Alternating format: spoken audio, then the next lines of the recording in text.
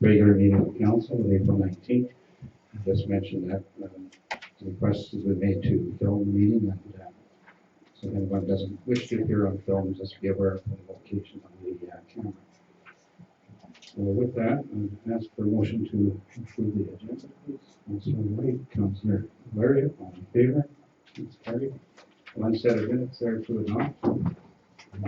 You just ask for a motion to adopt the minutes from the April 5th meeting. Councilor Laria, Councilor Sanjanko, in favor? That's carried. So we have one letter from the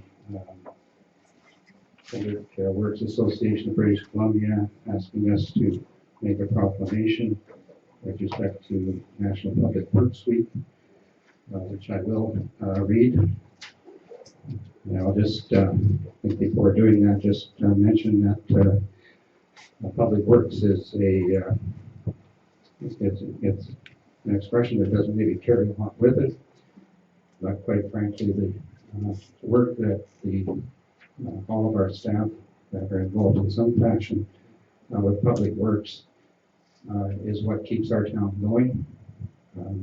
Without public works, quite frankly, we wouldn't be able to live in towns or cities because that's essentially what makes it possible. And when you're sitting at home watching television, the wind is blowing, the rain is coming down, the snow is coming down. Believe me, it's our public works people that are out there making sure that everything's still working. So it's very important what they do. So whereas public works infrastructure, facilities, and services are vital to the health, safety, and well-being of the residents of Gibsons, and whereas such facilities and services could not be provided without the dedicated efforts of public works professionals, engineers, and administrators who are responsible for building, operating, and maintaining the public works system to serve our citizens. And whereas the Public Works Association instituted Public Works Week as a public education campaign to inform communities and their leaders on the importance of our nation's public infrastructure and public works services. And whereas it is in the public interest of citizens and civic leaders to gain knowledge of the public works needs and programs of their respective communities. And whereas Public Works Week also recognizes the contributions of public works professionals. Now, therefore, I, G. Wayne Rowe, Mayor Tom Gibsons, do hereby proclaim the week of April 23 to 30, 2016, as Public Works Week in the town of Gibsons. And again, thank our staff for all the work that they do in keeping our town going. Appreciate that. Okay, so let's move straight on to delegations. We have one delegation of the Sunshine Coast RCMP report, do we? And yeah, welcome.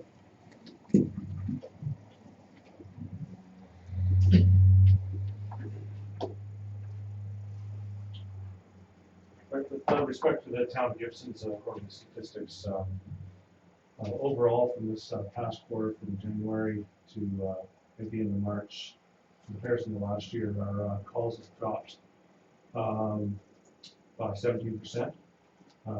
That includes a significant drop in property crime, 31%, criminal code offenses, 50%, federal statutes, 25%, provincial statutes, 44%, and traffic investigations,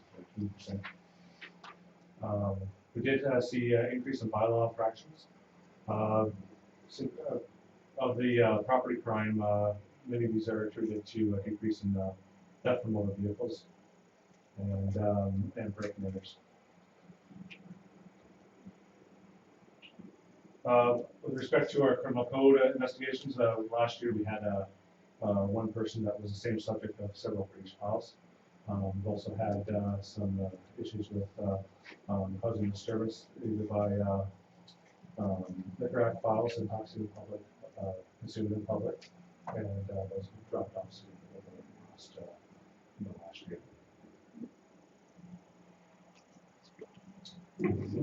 So nothing particular that's sort of on the radar for Gibsons at this point.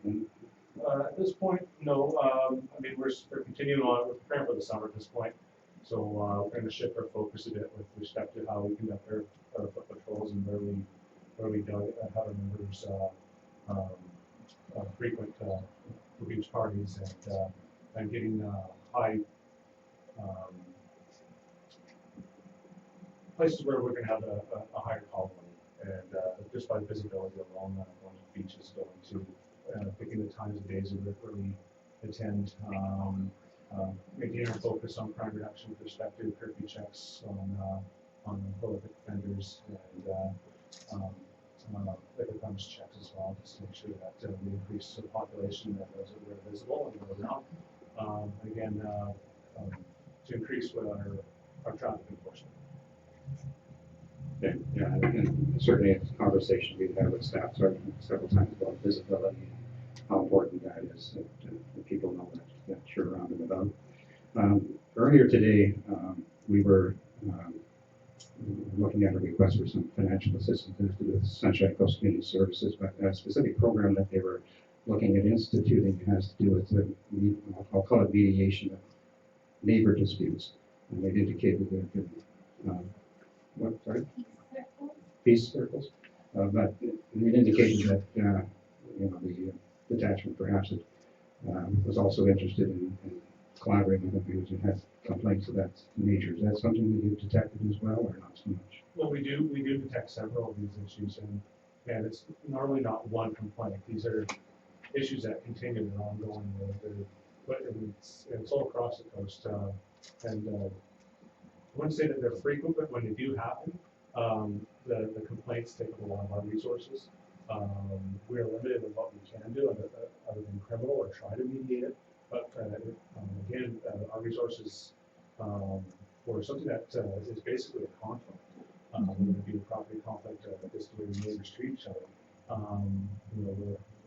We're limited as far as what our training can be to deal with those conflicts. We do have people within our office that are well trained in conflict management, but at the end of the day, if there's nothing criminal, it's repeated calls to the time and man hours for us to actually go there for issues that seem big to the person or the people involved, but could at the end of the day be relatively minor in nature.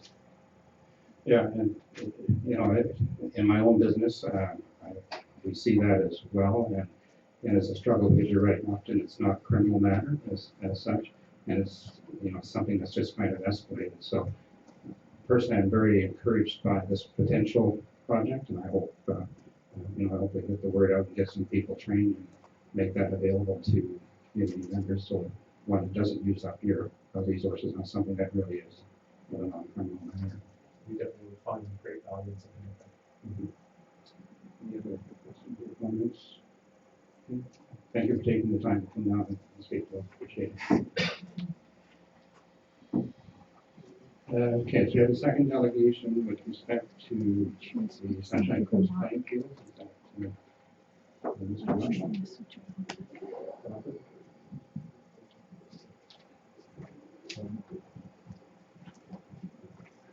Evening. I didn't know I was going to talk tonight. I thought Chief Peschuk was going to be here.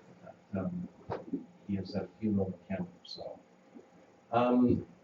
our committee is formed of users, parents of users, members of the community that would like to see better fields, both at the schools, in the communities, both regional district, on band lands, and so forth.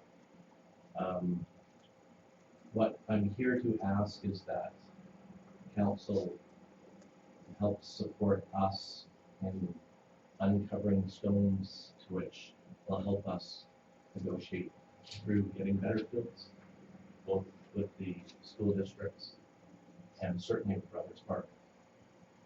We were kind of hoping that we could maybe get back to a joint use program, I think is what it was called. Certainly joint use sets. And again, we just started. It's been 3-4 weeks. We're meeting with the school district Thursday. The Rotary Club's meeting with us now because they're trying to put a turf field up in Seashell at Chapel High School. But more than anything, we're just looking to try to improve the community. We have soccer players, baseball players, lacrosse players, as well as the ultimate frisbee players. Everybody just wants to see something a little bit better on the fields. That's all I've got for you. So, can you be a little more specific, and maybe use Brothers Park as an example? Well, Brothers Park wasn't used as a soccer field this season because it underwent a little bit of changes and possibly was being fixed, but we didn't get to use it as a field. The fields outside of the town, Shirley Macy, didn't really get used this year because of poor drainage. The elementary schools got used by the youth kids, over 700 members. But a lot of the time, people were coming from as far as Pender Harbor to play at a field like Gibsons Elementary or Langdale Elementary School, and the field was closed due to puddles.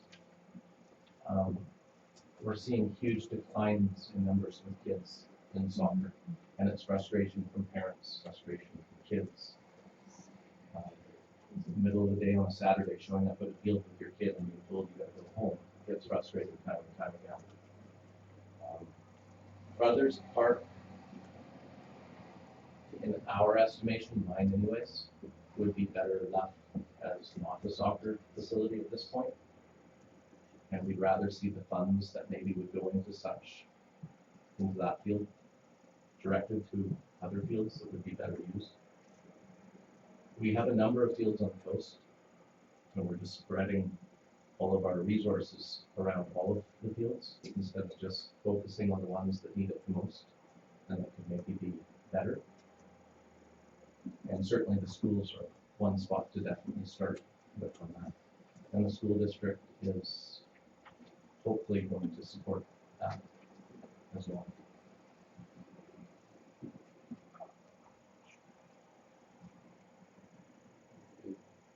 Talking about this for a while, at the SCRD level, and the presentation was also made to the SCRD to the Community Services Committee and the chair of that committee, so taking this on as a priority for this year, and the whole board is supportive of this collaboration among groups and among local governments, and will also be attending the presentation to the school district coming up, which is next on the list, I believe, Thursday, out on the schedule. So I think in that way we can take some leadership on this issue, and I'll keep the rest of council up to date on how it's going. Appreciate that. Councillor White, of course, has the perspective of his time in the school board. He's got his perspective from the time of the regional district, and now his perspective of the town of Gibsons. And so he's certainly the best equipped on council to keep us apprised of what possibilities might be out there. As with many things, it always comes down to funding and making things work. And I think it's going to become necessary to look at some volunteer work fees or something like that. I don't know what's involved in getting to where you need to be able to do something a lot bigger than that.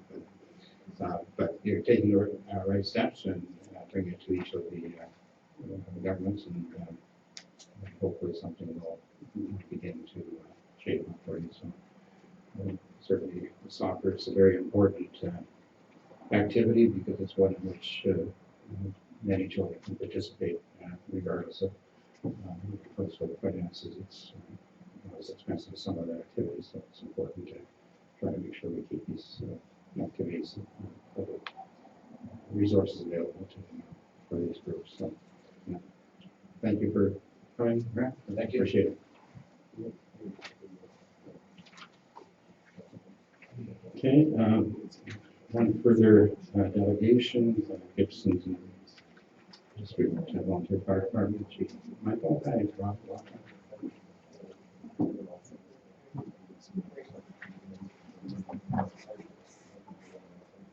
So it feels like quite some time ago since I was here last. It was my welcome to council. And what I had heard from council was that they wanted to be well informed and kept up to date. So what I've done is I've forwarded a quarterly report to council, so council's received. and to make myself available to answer any questions on the report or with Gibson's Fire Department. Okay. So you've added one new full-time officer, I gather, since we last spoke?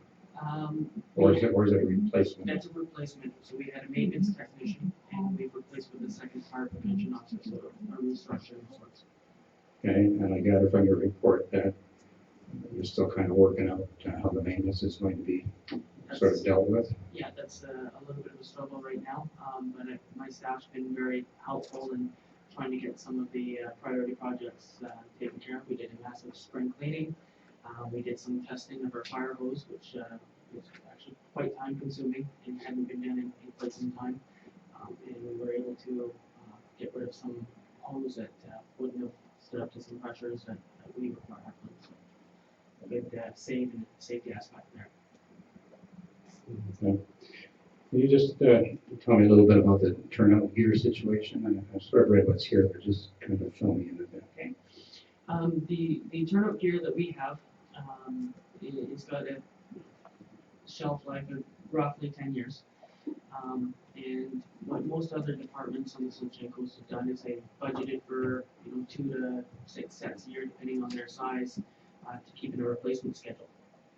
What Gibsons has done is a bulk purchase of 10 sets per year over a 4-year period, with then no purchases made until the time comes up again. So it's a little bit harder on their capital budget to do it that way.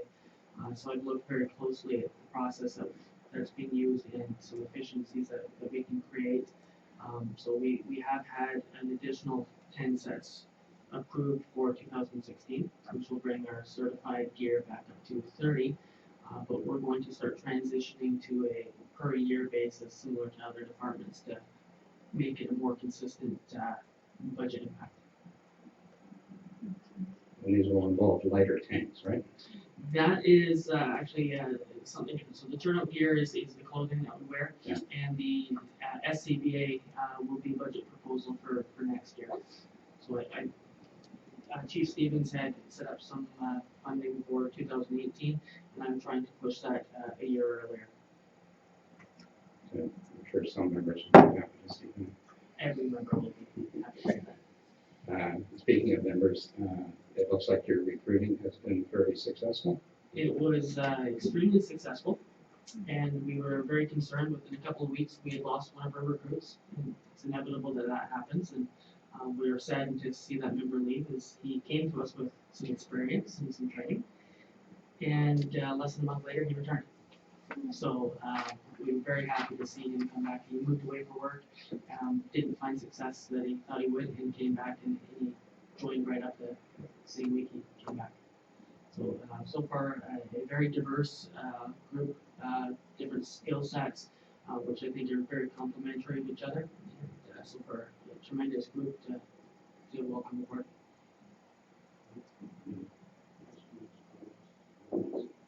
Guys, I appreciate you being here. I know that this is a regional district function, but I'm also well aware that the town of Gibsons pays virtually half of the budget for this one, so it's important that you keep us in the loop here. We appreciate that, so thank you for taking the time. I know your members have had a number of recent call-outs that resulted in fatalities, so I'm talking about not talking about accidents or anything like that, but other situations as well. Your members are called out at, as much as I was talking about public works earlier, your members are in the middle of dinner, getting ready to take their kids to soccer or something like that, and being over on call. So it's the dedication is very much appreciated. Well, pass it on. Thank you. Thank you very much.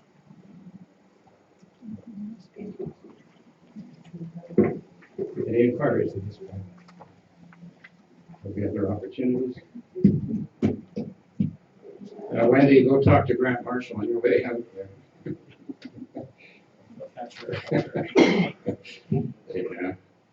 Yeah. Okay, 8.1, Zero Waste Select Committee. This is the first meeting, and so Councillor White, just turn this one over to you. Sure, we've actually had 3 meetings now. This is the first set of minutes to come to council. The meetings are going very well. It's a diverse group. We're communicating very well together, and everybody's pitching in and taking on research projects and contributing to the discussion. These minutes are also very thorough too. I think they capture what happened at the first meeting very well, and I'm open to any questions from councillors who weren't there. I guess I'll first mention that there is a recommendation in the minutes, and I'll address that separately just to say what we want to do with that. Okay, I'll just comment. I've had the opportunity to observe one of your meetings. I was very impressed with the participation of the volunteers that have come forward, and some really thoughtful comments that were made, and really in some cases have really embraced the research.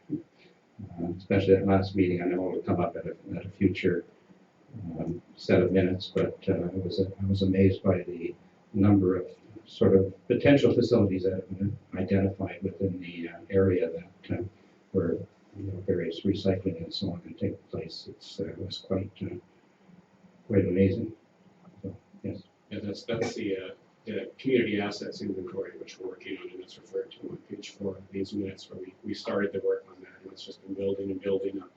Every member of the committee has been contributing suggestions for where we can pursue zero waste in the Gibsons area, different places where we can take our goods and also find goods to reuse as well. Councillor Larry? I just wanted to echo that there's a lot of potential here to be productive. There's a lot of volunteer hours being put in, a lot of ideas being put on the table, and it's being well chaired, and it's got a streamlined, or it's got a definite timeline. So I think there's a lot of opportunity here, and we can talk about the recommendation. But I think there's 2 sides of it. I mean, we've given them a July 15th kind of deadline to report back, and I think there's a possibility of leaving everything until that and doing it all at once, or there's a possibility of giving a little encouragement and adopting a broader policy that could help to guide them and just keep the momentum going, because I think people are truly engaged. It's a really good public engagement piece as well as getting input from people. So there's a possibility to keep it rolling and make sure that people don't get disheartened. I will address that recommendation more specifically. As the committee goes forward, we'll be considering a number of different items, and sometimes recommendations will come forward as discussion happens. The plan right now, as we've discussed, is that all those recommendations will come forward to council in a report, in the report that council requested for mid-July. However, I've also been telling the committee that they'll be coming forward in the minutes, and council's free to look at each recommendation and be aware of what's going on, and even could decide to move forward with recommendations as they come if we choose to. And this particular recommendation, which is that it be recommended to council that the town of Gibsons adopt the Zero Waste International Alliance definition of zero waste and Hierarchy 6.0 document as a policy guide, it's urged by some members to one non-voting member in particular and one voting member that council should adopt this right away as kind of a guide, and I've assured that opinion, that side of the discussion, that we have that opportunity here, and it can certainly come forward as a policy guide, whether even if we don't start enacting policy on this until the rest of the report comes forward. We can consider this now. And Councillor Valeri has been present for some of those discussions, and you have as well, Mayor. So I think you're aware of the different sides of the issue, and Certainly, there's another opinion on the committee that it makes sense just to look at the whole report at once. And actually have something backing the hierarchies of certain actions that will follow. So I would put that out to council as the suggestions that have come forward as from the committee. Right. So, yeah, I was present during that discussion.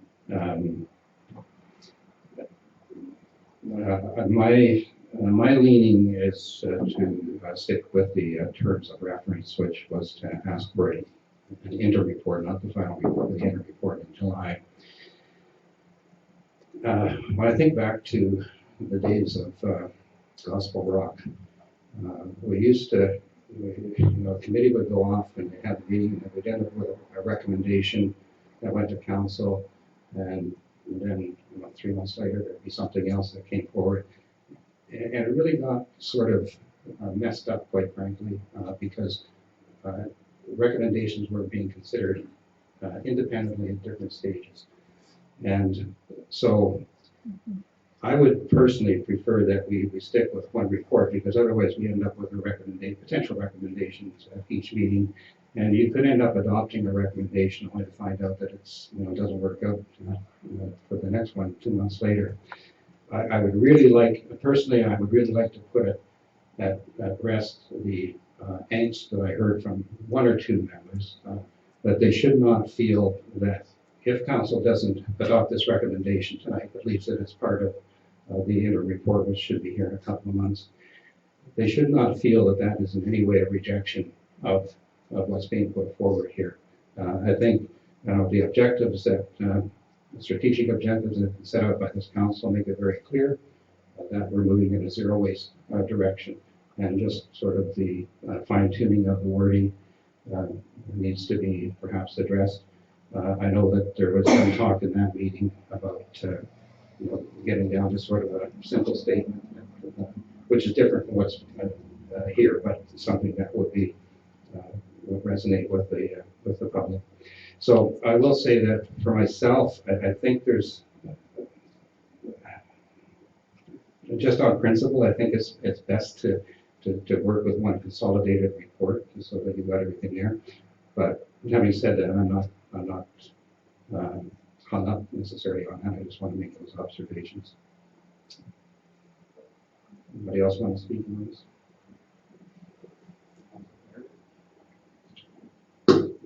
Thanks, Mr. Mayor, for that perspective. I agree. A whole series of recommendations coming one at a time would get messy fairly quickly, and I would want to discourage that in the future. This one, I tend to agree. It's a little bit foundational, and it's kind of a vision statement. I mean, the committee could go on and do some great work without us adopting that tonight. It might be taken as a slap in the face for an hour, and then people would move on and get the work done. In this case, I note that under the SCRD, we've already signed on to the definition of zero waste, so we're already kind of there on a regional level. The hierarchy being used as a policy guide, it does kind of inform a lot of the other work, and it is a foundation. So to me, it makes sense, but I don't want us to be buffeted by recommendations coming in from every meeting. I think this one would be a one-off that sets us in that direction. I mean, it's the zero waste committee, so adopting a zero waste definition seems like a fairly harmless thing to do. And so I'm willing to make that motion at least to get it up for if there's any more discussion.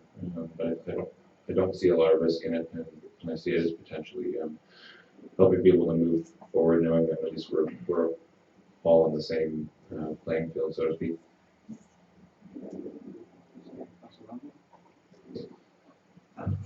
I wouldn't be opposed to adopting it, but I think I'd like to adopt the final version, because I know I was at the first meeting, and I know there were people there way smarter than me with respect to what they're trying to do on this committee, and a couple of them thought that it would have to be distilled down, like the hierarchy would. It was it can be complicated or confusing or too intricate, and they could just distill it down. And then I would say as part of a policy thing, like, why don't we wait?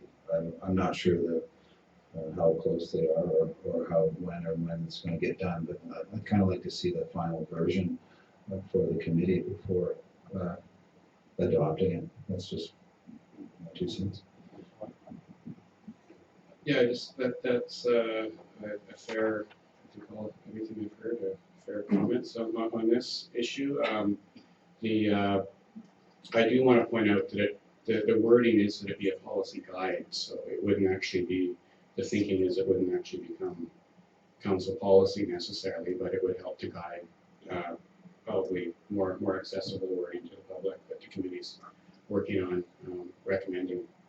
And it is the more detailed hierarchy that would help to guide that work, and also the work on the committee. It's important to point out too that I feel the important piece of that that's timely right now is that the committee actually decided to adopt this definition and this hierarchy to guide its work, because it's actually the component of our town that's doing the policy work right now and actually considering all the different options. Whereas our role right now is just to wait for the committee to do its work, and then presumably we'll respond to that work and then do our own policy work. So to me, it doesn't matter so much if we pass it now or pass it then, because it's really the important part is the committee's decided to follow this as guide, and the committee is entitled to do so in its own internal workings. However, I completely agree with Councillor Valeria that it's certainly harmless to do so right now, because it is a guide the committee's working with. So I don't know if you made that motion or if it needs a second. So, or if you want to discuss first. Yeah. Councillor Sanjanko was seconding the motion that was made by Councillor Valeria, which was to adopt that. Yes, Sam? Just a point for the record, if we are considering a motion to adopt the definition, we should include that definition in the motion. At present, it's not on the agenda. I have a conflict there if the chair of that committee would like to read it out. Just to make sure that there's a full understanding.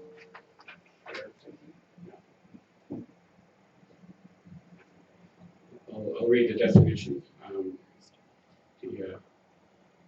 The longer hierarchy is accessible to everybody in the minutes of their student. My recommendation would be to adopt the definition because you can read it and understand what it is tonight, but the hierarchy you should have in front of you for to adopt it as a policy guide. We could bring it back for a future meeting to make through. Okay, I'll read the definition. Zero waste is a goal that is ethical, economical, efficient, and visionary to guide people in changing their lifestyles and practices to emulate sustainable natural cycles, where all discarded materials are designed to become resources for others to use.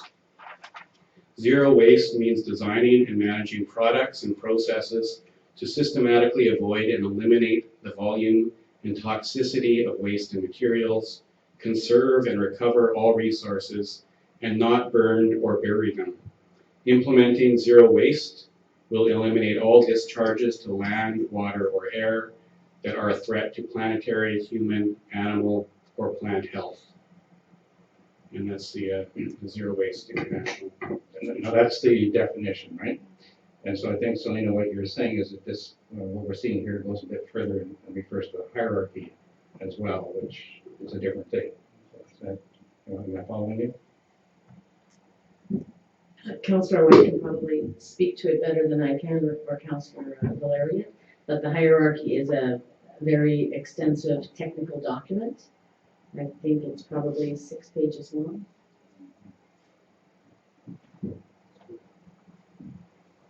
Okay, I've got Councillor Sanjanko waiting here. Thank you. I just thank you for all your comments, and Selena, that kind of helps to. I would be prepared tonight to put a recommendation forward, or that would recommend that we adopt the definition and request that the hierarchy come back to us on May the 3rd. whether that's in its full form right now or if it's possible that it comes back in a distilled form. The reason I would put that forward is because a huge part of, because it is foundational, and it also shows the intention of council and why this committee was set up. A huge part of zero waste is community education, and we can't get the word out soon enough to have people start to get excited about what is in fact happening in council chambers and in committee meetings. And I think by doing this, it helps to get the word out into the community as soon as possible. I just remembered the hierarchy has come to council before, so we've received it in our, I think everyone's familiar with it because we've looked at it when we formed the Zero Waste Committee in our discussions at that time, and we officially received it at that time, so. And it's, I'm certain it's the exact same version that is what we're referring to in this motion, so. We'll state that anyway for information, whatever anyone wants to make of it. I'm very familiar with it, so I'm comfortable with supporting the hierarchy. Okay, I take the corporate officer's point that it's adopting it without having it in front of us is probably a little bit imprudent. So, and I would say that if the committee is really keen on us adopting the hierarchy, then I think that maybe the onus can go back to them to turn it into a format that that's maybe a little more digestible, or just send it back to us as is, and we can make that decision. So I mean, I will amend my motion if I may to just adopt the Zero Waste Alliance definition of zero waste, full stop. We can take out hierarchy for now, and look at it again. But that seems like a pretty good encouragement to keep going from my point of view. All right, so thank you, Councilor Lambert. Second that amendment. Okay, help me out here. Selena, on a motion. The mover is amending it. The original motion was seconded by Councilor Sanjanko. It was seconded? Yes. So you vote on the amendment and then you vote on. All right, so you're moving that amendment, and so Councilor Lumley is seconding that. Okay, so can we call all in favor for that? Okay, so that's the amendment carried. Okay, so then the main motion is simply that the town of Gibsons adopt the Zero Waste International Alliance definition of zero waste. Period. Okay, that's your main motion, seconded by Councilors and Janko. All in favor of that? And that's carried. Okay, so again, it just sort of comes down to that business about doing recommendations piecemeal. I think you can carry the message back to the committee that they shouldn't be too concerned about the direction that we might be going there. So, also, I'll just mention too that I mentioned to Councilor Valeria before the meeting, and I know you've got other meetings ahead with this committee, but there are two other sections to that mandate. There's the high level one, which they've been kind of dealing with up to this point. The second one, of course, is very specific about organics, suggestions around how we're going to deal with organics. And the third one, of course, education. So look forward to some of those meetings. So actually, I guess we better have a motion to receive that as the minutes. Yeah, Councilor White, second Councilor Valeria, all in favor, and that's carried. Thank you. 9.1 development variance permit, Gibsons Way. Is there anything to add to this, Audrey, from your department? Yes, I handed out some materials for you. Following the notification of the neighbors, we received 3 submissions. They're on the one side, there's spoken Dutch expression of support, and on the back side, there are two emails, one from Ms. Diening and one from Mr. Herding, also in support of the requested variance. And we also handed out a updated site plan because the applicant did have a further discussion with the Ministry of Transportation. They're also available here, by the way, Dave Logman and Trish, if you have questions for them. But that resulted in a agreement with the ministry that this sign could be located on the road dedication, but on a slightly updated location that you can see at the back side of what I handed out. Slightly moved to the east, but still next to the sidewalk. And at the front side, you can see that the size also was adjusted. The size of the sign had been reduced to address the concerns of the ministry regarding line of sight. So with that, the application has been updated slightly, smaller sign, somewhat different location, but in essence, it's the same variance still in front of you. So the recommendations, there's a recommendation to allow other people to comment if they came out tonight to do that. And after that, council could consider authorization of this development variance permit. Okay, and so just to be clear, Ministry of Highways is okay with what's been proposed. Okay. All right, are there any persons present that wish to make any submissions with respect to this development variance permit application? Okay, you managed to get, oh, you want to talk or? Well, if you guys have questions. No, that's fine. I was going to say you managed to get Ian Harding off the golf course, did you? Okay. This is being, hearing no further submissions, Councilor Sanjanko was moving the recommendation, which is to receive the staff report and authorize the issuance of the development rights permit. Seconder, Councilor Blair, any further discussion? All in favor? That's carried. Okay, thank you guys. Any inquiries at this point? There'll be another opportunity. So three items of correspondence. So let's just have a motion to receive those first of all. So I've got them. Councilor Lumley, second Councilor White, all in favor? And it's carried. Anything there that is raised? Any questions for anybody or want to pursue? The Trans-Pacific Partnership is just really, it's out there so the public knows that there's a process for them to, anybody that wants to make submissions can do so.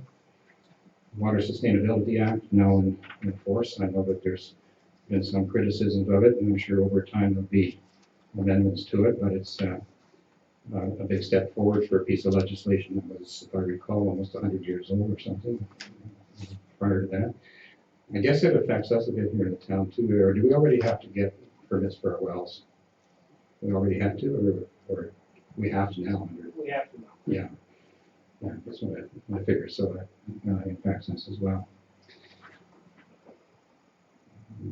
BC Homeowner Grants Program. I guess tongue in cheek, I suppose I could say not too concerned if you places worth 1.3 million that you need another 200 per grant. That's not for attribution. Yeah. Anyway, that's a problem that Burnaby has, we don't have. And I'm sure they're representing their citizens, and that's fine. We'll see what happens when it eventually comes to the Union of BC municipalities in the fall. Okay, moving on to 12.1. So this is corporate officers report and the council procedure bylaw for adoption. And is there any public input on this one? Through it quite a few times. Is there anything you want to add to your report? No, simply that I provided you the piece Right, of from CLAS? correspondence. Right. Yeah. Okay. Can we get this one off there? Got a mover? Councilor Lumley? Second, Councilor Valeria, all in favor? Carried. Thank you, Selena. Okay, we need unanimous consent from council for first, second, and third readings at one meeting to the next 1, 2, 3, 4, 5. Do you officially receive this, or any of this stuff is just on our Come on, list? hear you. You see its agenda. That was a submitted item to agenda. Okay. 12.1, it was a public comment. Okay. All right, so first of all, I'll ask for a motion to give unanimous consent. So Councillor Valeria, Councillor Sanjanko, all in favor, and that's carried. In which case, I will now just ask for a motion to give first, second, and third reading to 12.3, 12.4, 12.5, 12.6, and 12.7. Okay, Councillor Lumley, thank you. Councillor White, thank you. All in favor, and that's carried. Thanks for your work on that, Ian, and Lorraine as well. Sign bylaw. Andre. Thank you, Mr. Mayor. The sign bylaws is back here for your consideration for first reading. The main changes compared to the version that you saw in November has to do with editorial changes following a legal review to make sure that it's consistent. The organization has been improved and streamlined. There's still the pending community consultation on this final draft. What we plan to do is make this version available online, draw some attention through it through advertisement, and see if there's further input on this bylaw. The key changes from the current bylaw haven't changed since November, but maybe just as a little refresher, the main changes are that backlit boxes could be banned and inflatable signs as well. That's something to bring into mind with the OCP. There's also the language around the number of signs per business has been clarified. The current bylaw is quite unclear about it, and this bylaw writes down what we think it meant all along, which is up to 3 signs per business. And thirdly, a couple of sign types were added to the bylaw. Real estate signs, freestanding signs, we allowed a second sign option. Standard board signs were clarified, and some small changes to warning signs. Another component of the public consultation is that we suggest that maybe the Advisory Planning Commission could be asked to look at the bylaw and provide comments. So those are the recommendations of the current bylaw to give it first reading and to refer it for further community input to finalize the process to the APC and to the community at large. Thank you. Just looking at this correspondence we got from the lady that gave us here tonight, and it's talking about, I guess, a lit sign in the window, but it refers to section 11B, but I'm not finding that. What section of the bylaw is this? Yeah, probably that references to the older bylaw, to the previous version, I mean. Let me see. For this one, 1.5, to B, bans animated signs, and probably what's most clear to you would be to look at the definition of animated sign, which is on page 4, or it's in 2.1 of the bylaw, of the definitions. So an animated sign is a sign other than a changeable copy sign. An animated sign employs physical movement or change of lighting to depict action, either by flashing, oscillating, pulsating, or traveling illumination. In this particular case, this is a sign that every couple of seconds changes over to a different message about sales or special offers for this particular business. Currently, it's switched off after we had some concerns about it not being allowed under the current bylaw. So, in this letter, the business owner is suggesting that he feels that prohibition, which is already in our current bylaw as well, is impairing his ability to promote his business. It's not something that came up earlier in the consultation that we had with the businesses. This didn't come up as a major item that needed to be changed or addressed. We did have a survey, or we did go door to door to every business in town. But again, this particular business has made this comment to you tonight. Thank you.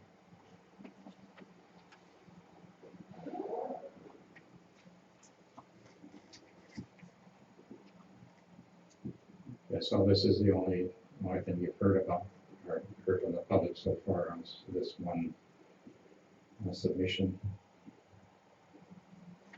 So these are like, go ahead. Mr. Mayor, through you, I wonder if 4.9 window signs, Mr. Mahmood also was actually referring to this section where you actually don't require a permit for a window sign as long as it's an unilluminated, and his sign is illuminated.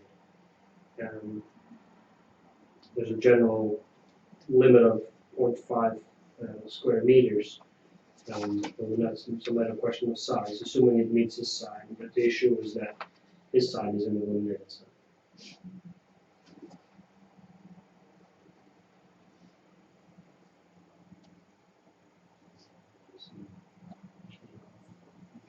Councilor Holman?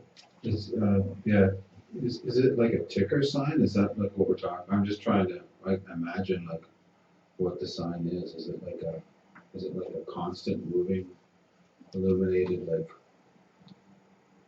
I have not seen it, so it's pretty hard for me to judge. Mr. Mayor, if I may, I do have a print of that particular sign, so maybe let's clarify if I hand it out.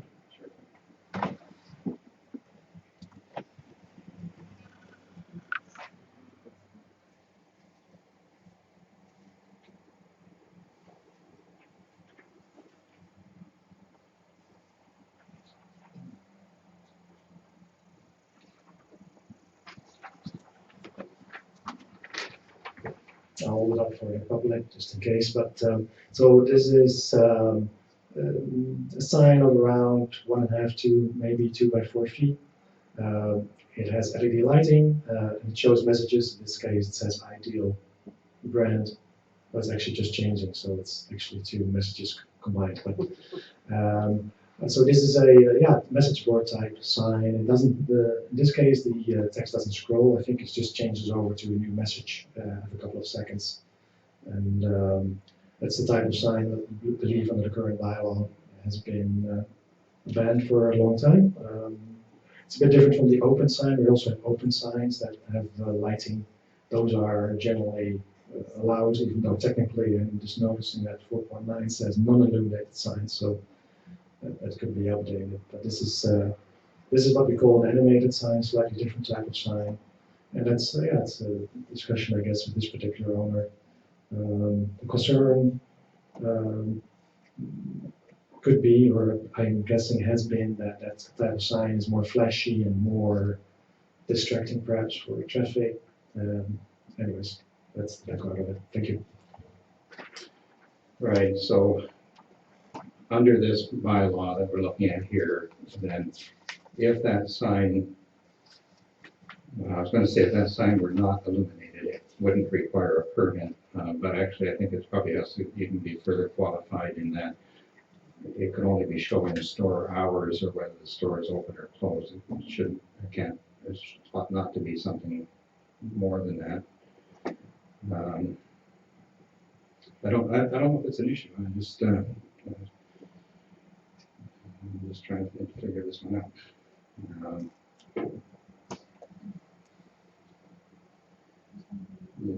Yeah, go ahead. So this is the first reading for this bylaw. I'd like to suggest that in our seeking further community input that we involve the Chamber of Commerce as well in the process. This one's a bit of a tough one for me because I honestly could argue it either way because of where in particular this sign is. It doesn't affect anyone unless you're already right in the IGA mall parking lot. However, I think, we need to decide what we want to do with this sign bylaw and stick by that. So I would feel comfortable moving forward that this is first reading. We are directing staff to get further community input. We already have this input, so we will save that, and we'll see what else comes up from there before we go to second and third reading. Okay, so as the draft bylaw stands at the moment, this sign would be prohibited as it is right now. So, And I take your point, it's one thing when it's sort of up in a place like the IGA Mall or something like that. If it was up and down the streets everywhere, it might be a different, not sure, I'm not even sure. Anyway, Councilor Holman. Is there any reason to think that if we say, whatever, the guy's tucked away in the corner of IGA, that somebody else might come along and go, well, if he can do it, why can't I? Is that like one of the issues? Yeah, I mean, so we're either gonna have to be pretty certain on it or not, right? You know, I bought my glasses there, and it wasn't because of that sign, and I think the sign's ugly, so that's where I stand, but, and I'll probably buy more glasses there, but, it won't be because of that sign. Through Mr. Mayor, yeah, I think it's an important choice. If you change in the bylaw, it's flat out allowed for anybody, and it could be a lot of locations where you do think it's an eyesore, or more people would consider it an eyesore. There is one in town, of course, with Elphinstone in the secondary. That one was allowed a couple of years ago through a variance process. So I think if you're kind of on the fence on this sign, the best approach would be to keep it banned, but then allow people to come forward with applications for a variance.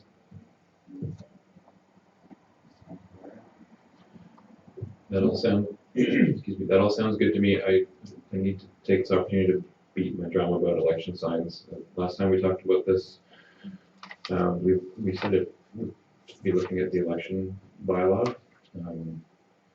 We're 2.5 years early, but 5.3.1 election signs are permitted in all zones. So if we were to look at a different scenario from election signs being put up anywhere in town, we would then have to come back and change that. So we would change something in the election bylaw, and then we have to come back and change the sign bylaw through this public hearing process.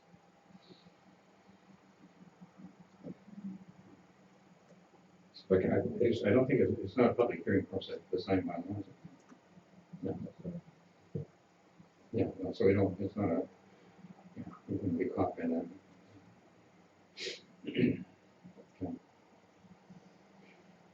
Okay, I think the big thing is to really push for, as much as we can, for continuing public input on this. Councillor Sanjanko suggested the chamber, for sure. You've indicated there'll be some advertising in the paper and website as well. I'm not sure if I can think of any other sources off the top of my head that should be specifically have their attention brought to this. Yes, Councillor Lumley. Thank you, Mr. Mayor. Why don't we just remove election sign from the sign bylaw? I mean, if it's only at election time and it's governed by, if we're gonna review, it'd be reviewed in the future, then maybe it could just be covered in the other bylaw instead of duplicated in this one. It seems like a little bit of overlap. Just a thought. So Selena, do we have those provisions specifically in the election bylaw then, around the signs? No, at present we don't, because it is in the sign bylaw, but that is one consideration. We could remove it from the sign bylaw. It does seem like the logical place for it. However, it also could be quite convenient to have it tied up in the election bylaw that does get reviewed the year of the election.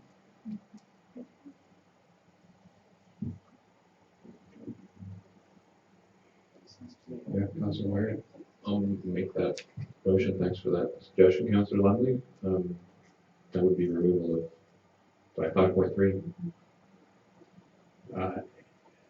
And probably just go on to say perhaps that, that, or do we need to indicate it should be incorporated, that something around signs should be incorporated in the election bylaw, I think, so it's not It would lost. be keen to incorporate that into it, that consideration to including this in the election bylaw be given in 2018 when that bylaw is under review. Okay, so that we don't lose sight of it. Okay, so you move that, and Councillor Lumley, would you second that then? All right, so on that one, all in favor? Okay, so that's that one change. So apart from that, then I guess we're back to sort of Councillor Sanjanko's suggestion that we move forward with this and see what we hear, because it's just going to first reading at this point, is that? So you would move receipt of that and that the bylaw be given first reading as amended, I guess. Selena, right? First reading as amended.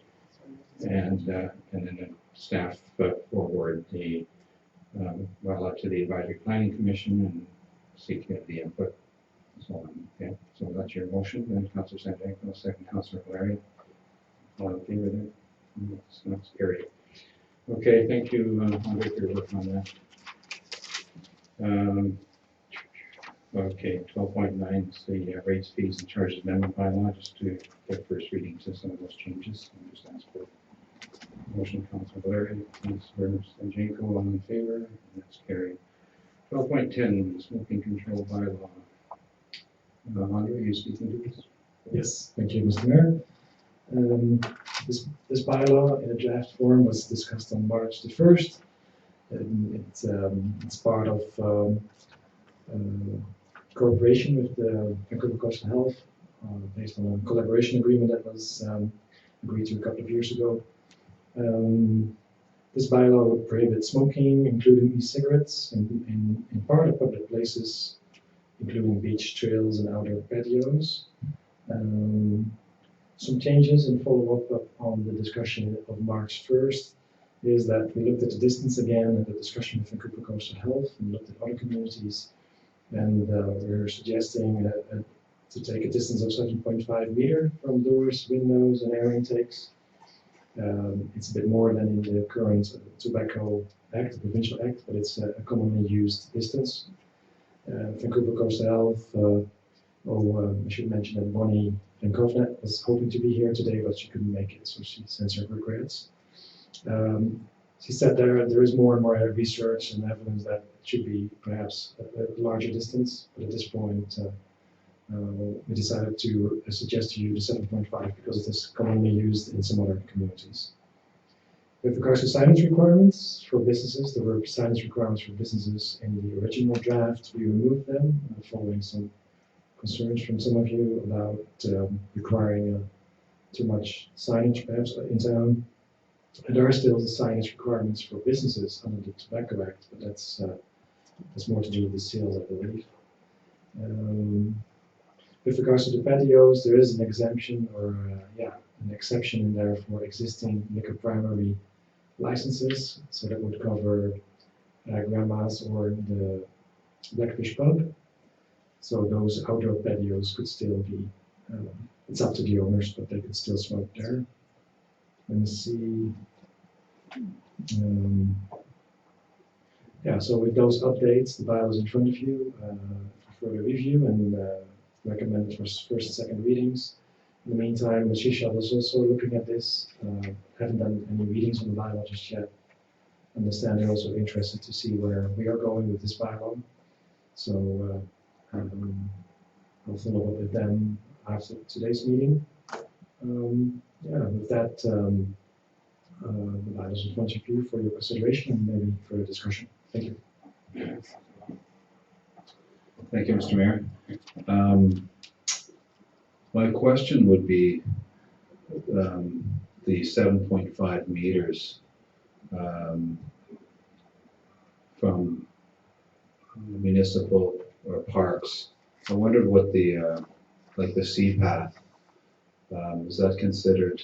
Like what would that designation be? The sea path where I guess children are riding bikes. I don't know if you want to lump it into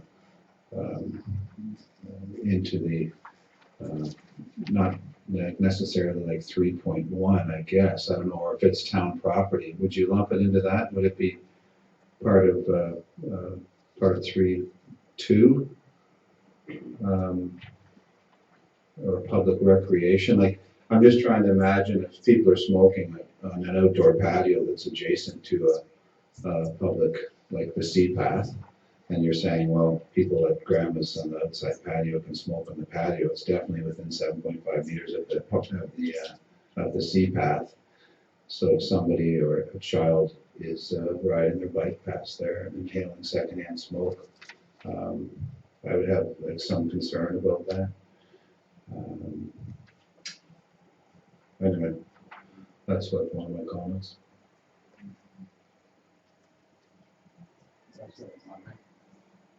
Yeah, through you, Mr. Mayor, in an earlier version, there were definitions going around about the list of public places which included trails. I noticed that the word trails is not in this bylaw in part 3 there. I would have expected it to be under 1 if we want to cover that. So right now, I don't think that the walkways or trails are particularly covered. So that's a question if that's a good thing or should it be extended to cover that as well.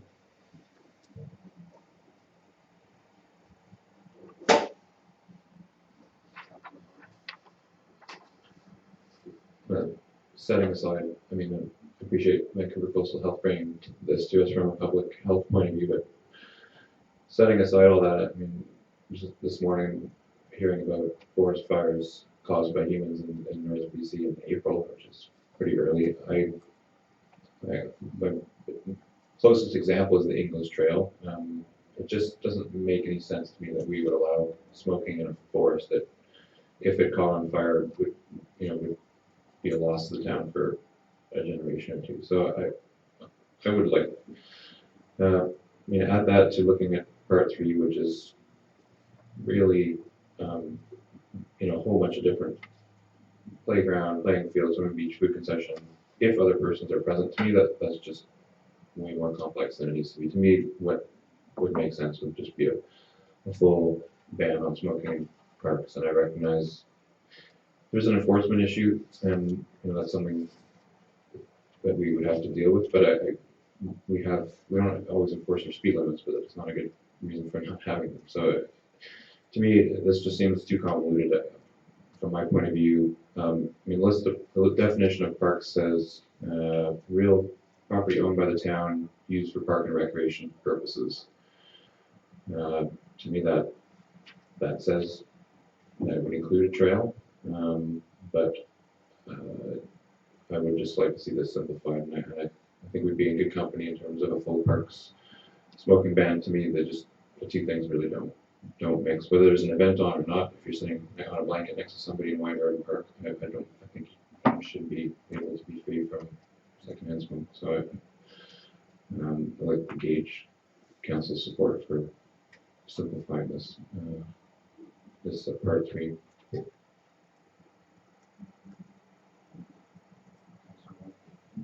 To me, including parks and including the seawalk were really the whole point of this bylaw, I thought. I mean, there are other parts, but that stood out to me as a real benefit of the earlier draft of this bylaw.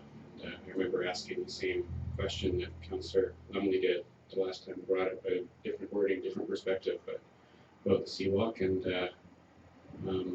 I was encouraged that it seemed like it was in here, but now it's out, so I'd still like to see it in here. I'm not really sure what changed between the committee meeting and now, but I agree with the opinions and concerns that Councillor Lumley and Councillor Valeria brought up.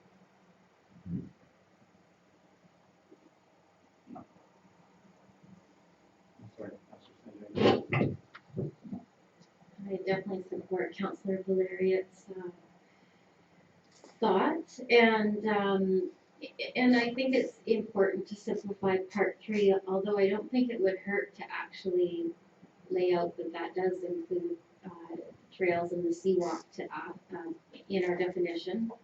Sorry if I'm saying 2 different things. I want to point out in the staff's report that Grandma's has a policy not to allow smoking on their patios. Now, whether that is a practice or not, I don't know whether people are following that policy, but it does say that that's a policy that we do have. So I know that that's what we're talking about. That's where the concern, some of the concern over the seawalk is, but I just wanted to point that out.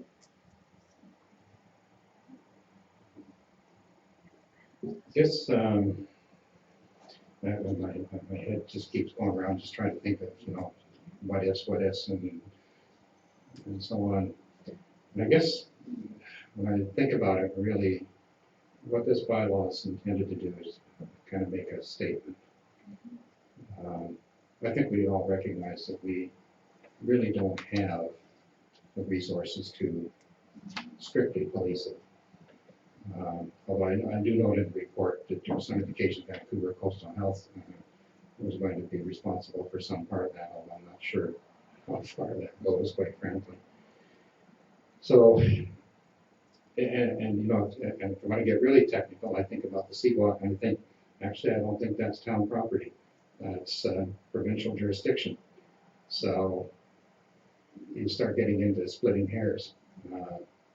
So that's why I come back to sort of thinking that what this is really about is making a statement as to the type of environment that we wish to promote within the town.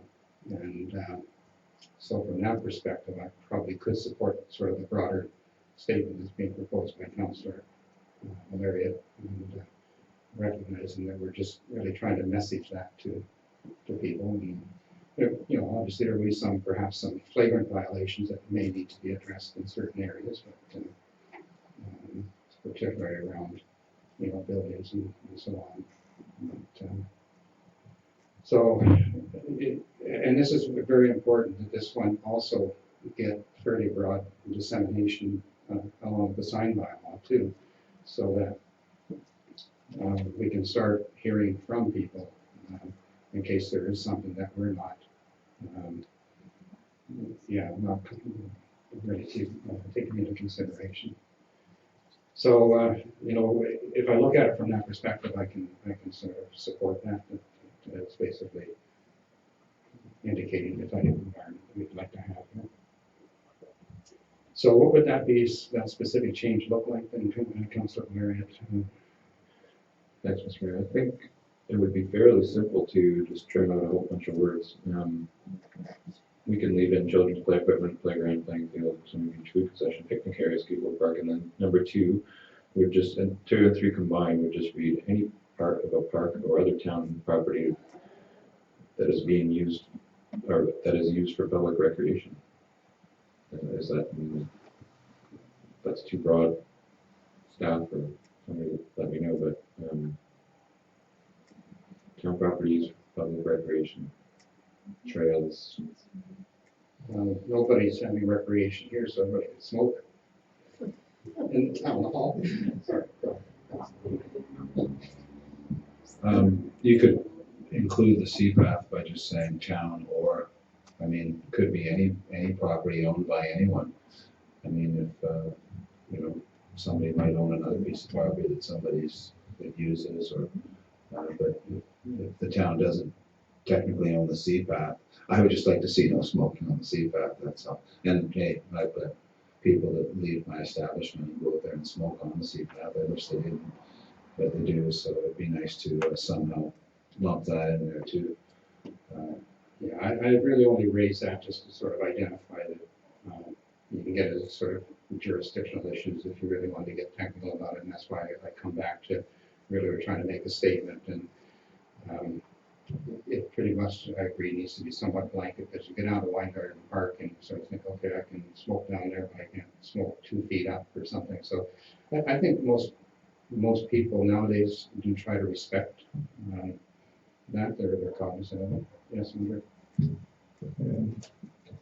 For you, Mr. Mayor, I'm wondering if it could be even simpler to accommodate this line of thinking.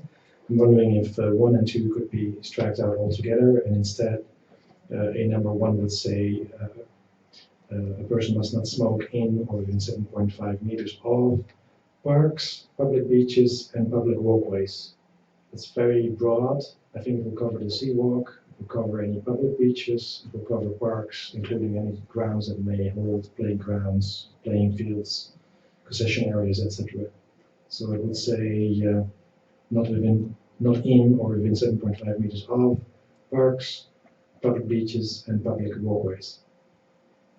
Okay, so hang on. So somebody's having a cigarette on the sidewalk out there. That's a public walkway. So are we really going that far?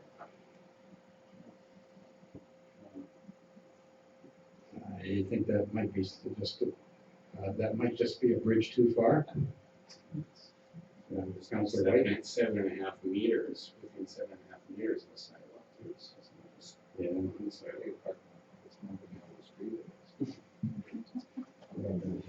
Sorry, Andre?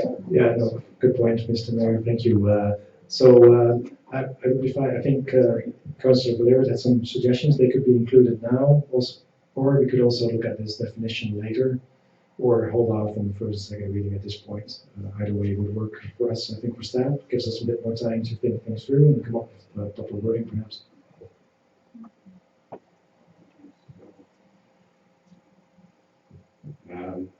We got some wording we can go with here, or are we saying that the first and second reading except it would be require a change in part 3, or do we want to try to work up that wording now? I think Councillor Valero had a good option for an amendment.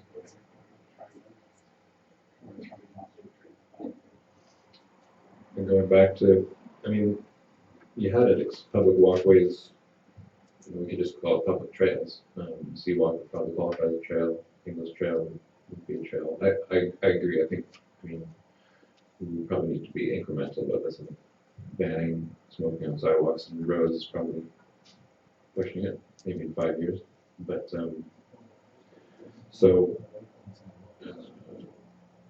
mean, public recreation covers trails, right?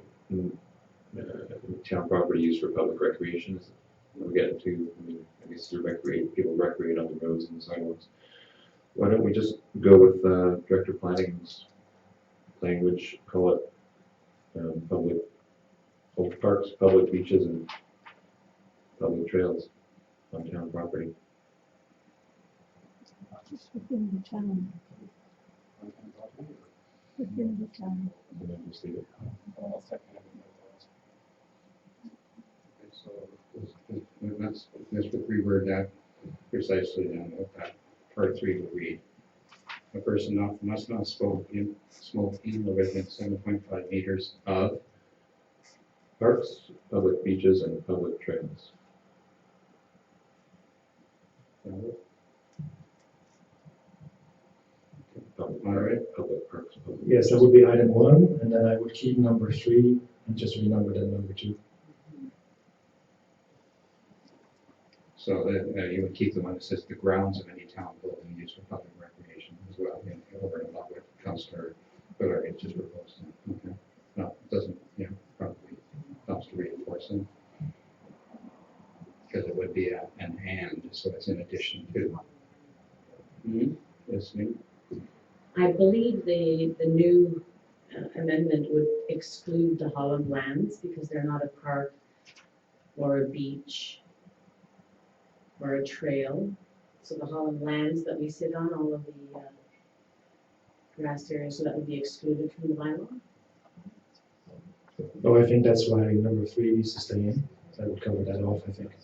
That would be the, what Andre's suggesting would keep in the one that says the grounds of any town building used for public recreation. So I think we could stretch that out into the Holland lands from here, because this is town lands and this is sort of a recreation area. So that would, I think that would capture that. Again, let's not get ourselves too wound up on this, because I think let's not lose sight of the overall objective is really to make a statement as to where we see the direction we see us going. So then basically that would be amended, and just read it one more time so we're absolutely clear that the only amendment I'm looking for part 3 would be revised to read. So part 3 would read, a person must not smoke in 7.5 meters of 1. Parks, public beaches, and public trails. 2. The grounds of any town building used for public recreation. So let's deal with that one first. Do you want to move that then? Okay, so that's moved and seconded. Councilor Lumley, okay. All in favor? And that's carried. I have one question that kind of came up with a email that Councilor Valero set out, just questioning about what was in paragraph 2C. No, I guess it's 1C, part 2, 1C of the original draft. And that's, which is not in here. So this says, where are we? A person must not smoke in a building except in, oh, actually, it's in there now, enclosed premises, okay. I take that back, that's, I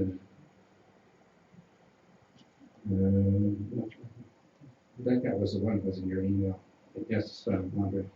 Yeah, I think Councillor Blariot was pointing to what is now 4.3, and it has references that are outdated. It's from the older version. I try to look at if this is still useful or important, but it doesn't point to anything anymore, so I think that could be left out.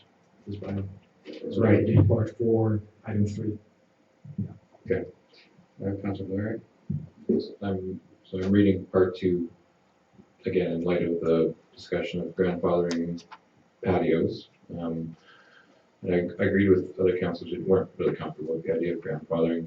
And this says establishments that are already in existence, I guess, as of the date of this. But number 4 clearly says within 7.5 meters from any opening into any building, including a door or window. So I'm thinking of the Blackfish patio, and it is within 7.5 meters of their back door. And I don't see that this is, unless I'm missing something, I don't see that this is, these 3 and 4 have to be combined. So from what I see in this bylaw is that we're saying no smoking on the Blackfish patio unless there's any point of it that's more than 7.5 meters from the door. And I'm okay with that, but I don't, that's not what I read in the staff report, so maybe I'm missing something. Through you, Mr. Mayor,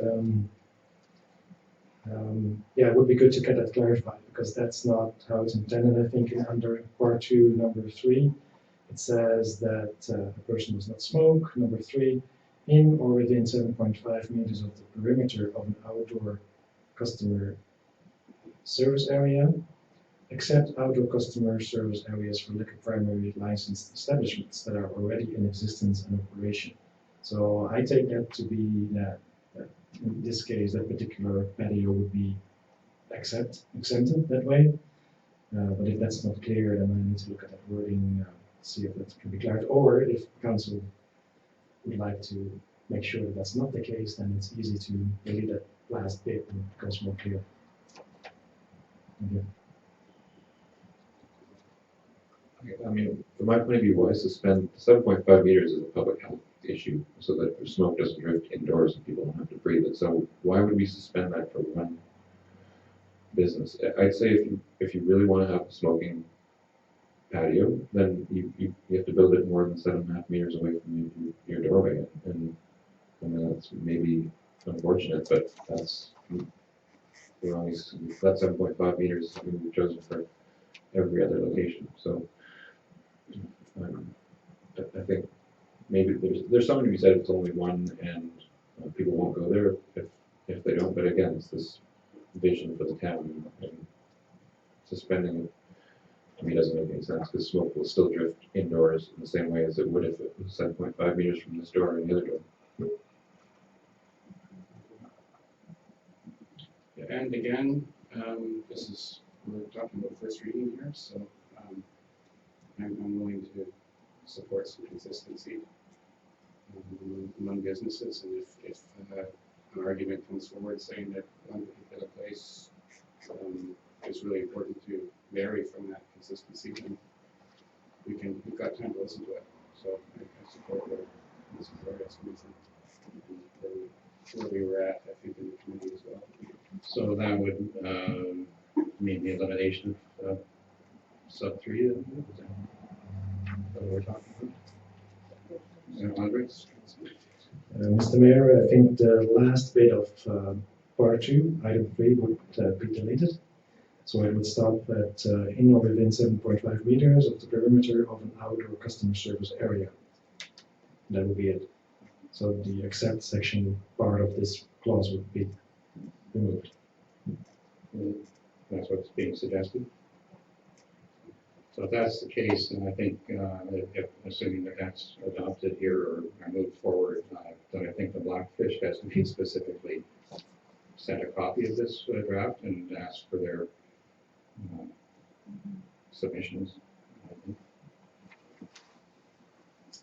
Okay, so Councilor Murray, then you're moving that, I take it, that part 2, sub 3B amended to just end after the words customer service area. Is that, can I just clarify, that would mean that no matter where they built it, no matter how far away from their door, there wouldn't be a smoking patio, is that right? Because we're now not even within the perimeter of your outdoor customer service area. I'm not. There's likely to be very few places that will be able to provide a smoking facility within their property under this. You're talking 25 feet. That's one.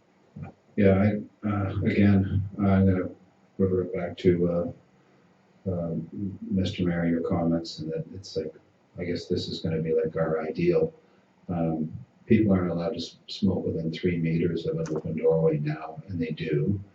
You know, I just happen to be, I've been to the Blackfish once, maybe twice, and let's not think that people are just gonna stop smoking there. I'm sure they're gonna continue to smoke in the patio right next to the door, but I guess like you're saying, we could put this out there and say, hey, this is what we want. People are going to continue to smoke there on a positive level. So it was already I think it was a provincial mandate like by the Ministry of Health, I think, right? And I think it stemmed around, it's like almost like a workers' compensation type of things where it's unhealthy for people to work in that environment. That's where it stems from, the 3 meters. So, and people still smoke by the open doors. So, again, it's an ideal for us, right? It's not like it's going to change anything. Actually, you raise a point there too.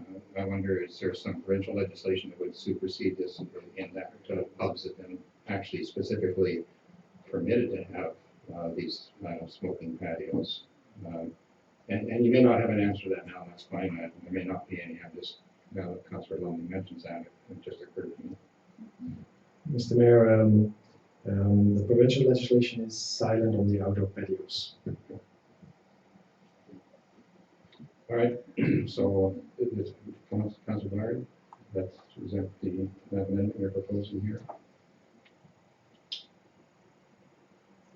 I would suggest just striking number 3 altogether. You're 7.5 meters from a building and full stop. Well, yeah, because I guess number 4, which would become number 2, really covers it, doesn't it? Look at number 4. It basically said within 7.5 meters from any door or window, right? So maybe we just drop 3 altogether. Okay, does that work? Yeah. I'm not trying to put you on the spot. No, I'll move striking number 3, and I'll just say that we're leading with our chin. We'll make, if we get some reaction, then we can deal with that. But I think it could change something and over time, and it's just it's a values statement that we can be very clear about how we'd like to see our town. And if it takes some time getting used to, so be it. But let's find out what people think about it. I'd say let's be ambitious about what we put forward. All right, so you're moving then that part 2, paragraph 3 be deleted. Okay, second. Councillor Longley, okay, all in favor? And that's carried. Any other revisions that have come to mind at this point? So this is for first and second reading. There's still an opportunity for one further amendment or for another amendment process, right? Yeah. So, do we need to really specifically direct staff to, advertise this, promote it in the way we did with the sign bylaw, or are you going to do that? I would suggest that maybe you adopt a similar recommendation as you did with the sign bylaw, exactly, maybe leaving out the advisory planning commission, or maybe including, I don't know.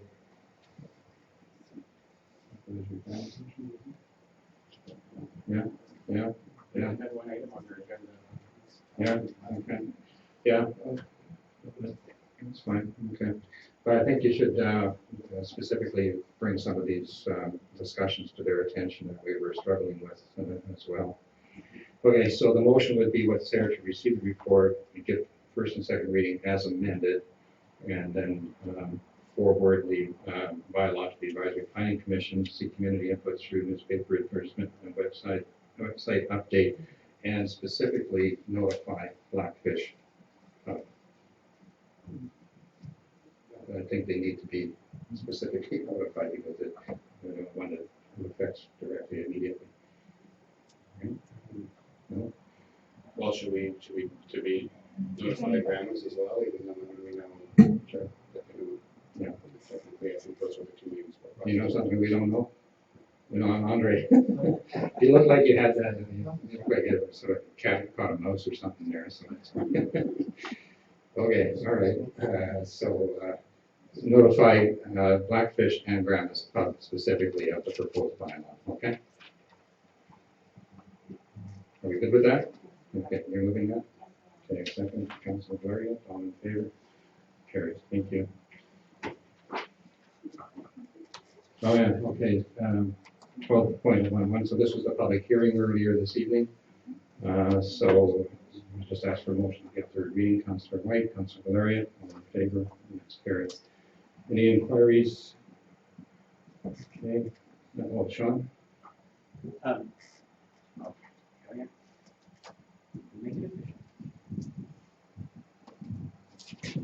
just, a question for Ian with respect to just clarifying something for me in the financial plan bylaw.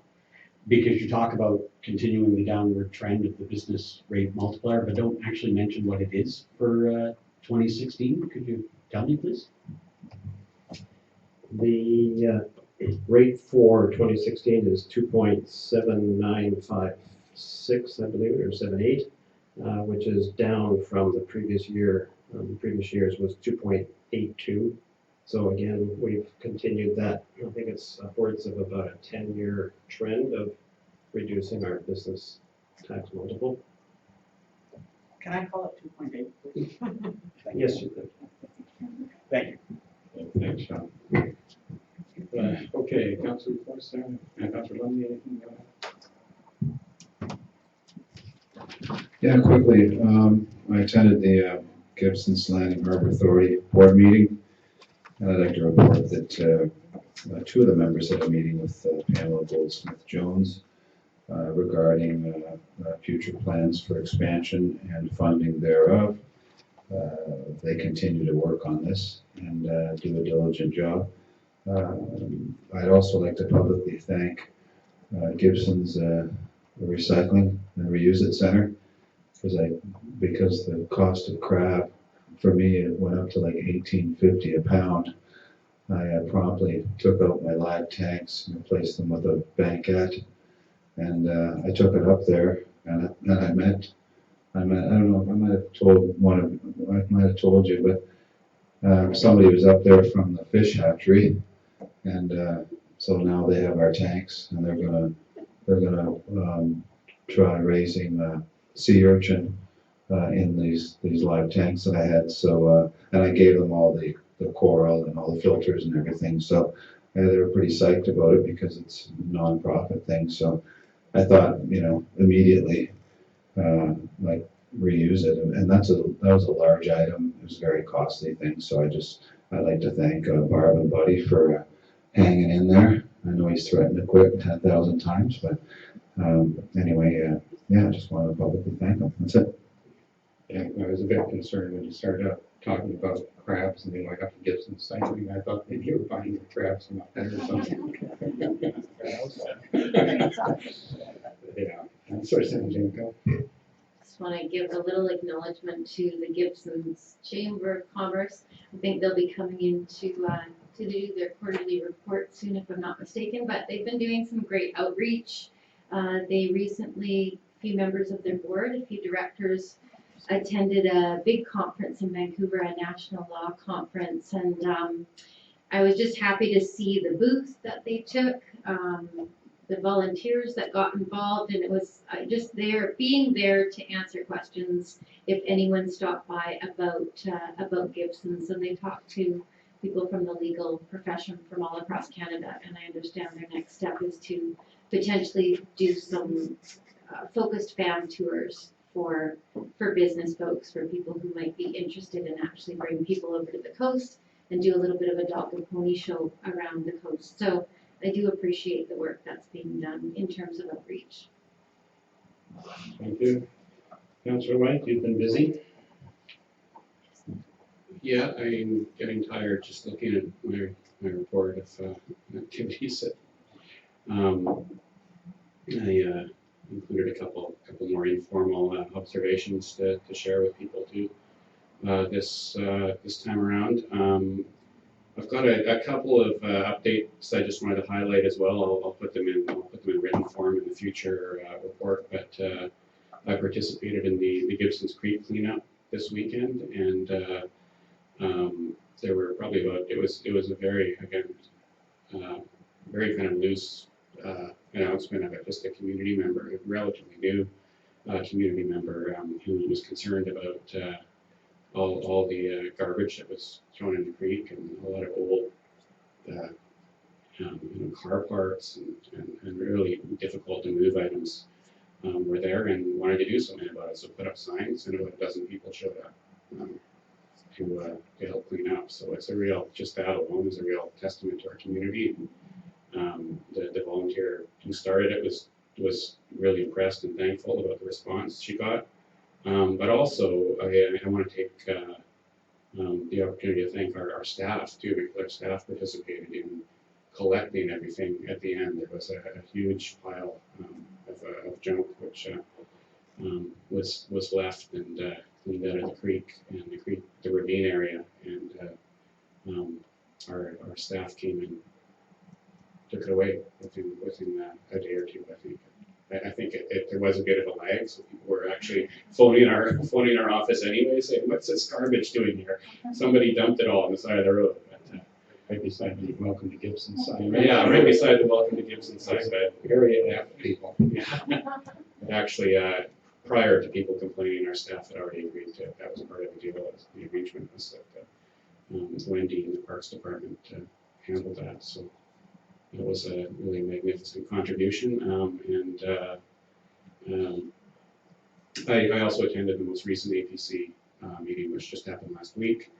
And out of that, I wanted to suggest that when we have our meeting or our list of meetings at the end of the agenda, that we include our internal committee meetings too, including the Weingarten Park Committee, Zero Waste Committee, and APC. So then, because I think we have indicated to the APC that we'd like to have kind of ongoing attendance there and try to get a member of council to attend the meetings. So that would help in doing that. It was a bit of a coincidence that I stumbled upon that meeting. So I wanted to mention that, and just highlights from the actual written report.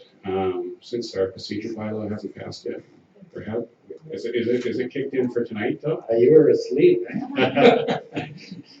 Yeah, but does it kick in for tonight in this agenda already? I'm running over. Excellent. But I mentioned just to highlight in the first item about the BC Transit and SCRD representatives have offered to come in and talk to council about their plans for the BC Transit expansion. And I've passed on concerns to them at the SCRD table, but I know that there are concerns around this table as well about busing in our community and transit, looking over here. So I hope we can take them up on that offer. We can contact Brian Shoji and Gordon Dykstra at the SCRD to make it happen. If that's something that staff can just, if everybody agrees, we can do. Okay. And actually setting that up for the committee meetings that Council would refer to, that would be helpful, because I know myself, I sort of thought, oh geez, there was a meeting and I didn't have anything I wrote to, and so yeah, it would be helpful. Another important one. I'll be quick. The smoke issue is mentioned in my written report too. and I know there's been a lot of community discussion about that. I've raised it at the SCRD, and I wanted to say publicly as well that because Chief Michael was here earlier, especially, that he's just been stellar in being responsive to people who've been concerned about it and providing you with information on the fire department's role. Thanks, Mr. Ray. I'm not going to make a report tonight, but I had noticed the bold in Councillor White's report, and I'm really interested in hearing about the transit expansion plan. We've had some peripheral discussions, but I'd like to hear it straight up, and so we can discuss it amongst us. Thank you. Yeah, I'll just report that I attended the Heritage Theatre Board meeting there last week. Ian, they have made one application to, I'll have to send it on to an organization about the roof, because they might need a letter of support from the town. And I explained to them that we put it into our 2017 budget if we're not able to find some grant money this year too. This is for replacing the roof on the Heritage Theatre. It's about a $45,000 project, somewhere in that range. So I'll pass on that information for the application that they've trying to pursue anyway. Okay, well, thank you, and just ask for a motion to adjourn. Councilor White, all in favor? Carried.